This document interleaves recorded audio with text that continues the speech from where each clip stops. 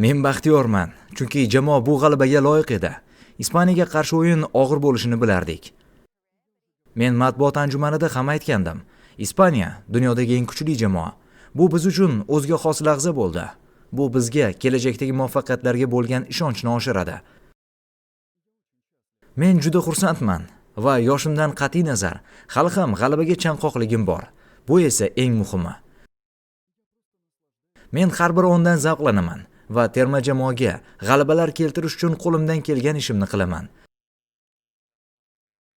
G'alaba qozonganingda albatta hissiyotlar bo'ladi. Men yig'ladim chunki bilasiz, meni ta'sirlantirish oson.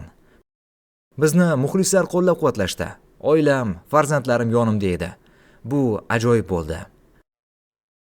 Lamin atiga 17 yoshda, lekin u allaqachon ko'plab sovrinlarni qo'lga kiritgan. Ham jamoaviy, ham individual. U shunchaki fenomen. Men undan faqat rivojlanishni so'rayman. Uni oldinda uzoq karyera kutmoqda. U hali ko'p bor Millatlar Ligasi g'olibi bo'ladi. Shuning uchun vahimaga o'rin yo'q. Matbuotda Ronaldoning Lamin Yamal bilan qarama-qarshiligi haqida ko'p yozishdi. Lekin amalda aynan sen unga qarshi o'ynading. Bu qarama-qarshilik qanday bo'ldi? O'z o'yiningni qanday baholaysan? Bu shu mavsumdagi ko'plab qarama-qarshiliklardan biri bo'ldi. Men bu yili bir necha bor texnik juda ham kuchli va har qanday daqiqada o'yin taqdirini hal qila oladigan futbolchilarga qarshi o'ynadim. Bugun uni zararsizlantirishga muvaffaq bo'ldim. Lamin eng yaxshi o'yinini ko'rsata olmadi. Bu esa jamoamizga katta yordam berdi deb o'ylayman.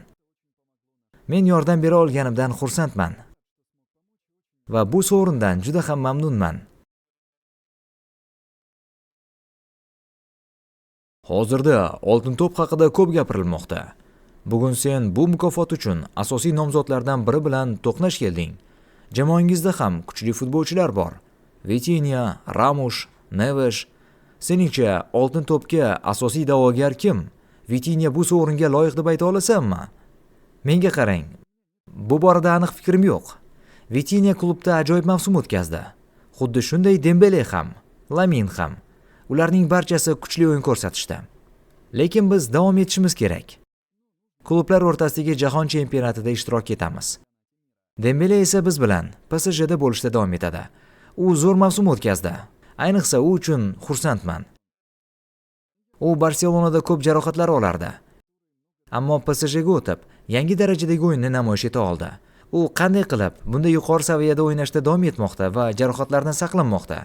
Bilmayman. Ammo men uni juda ham hurmat qilaman. Biz har kuni uni qanday qilib o'z ustida ishlashini ko'ramiz. U zo'r inson va zo'r futbolchi. Men unga oltin to'pni olishini chin yurakdan tilayman.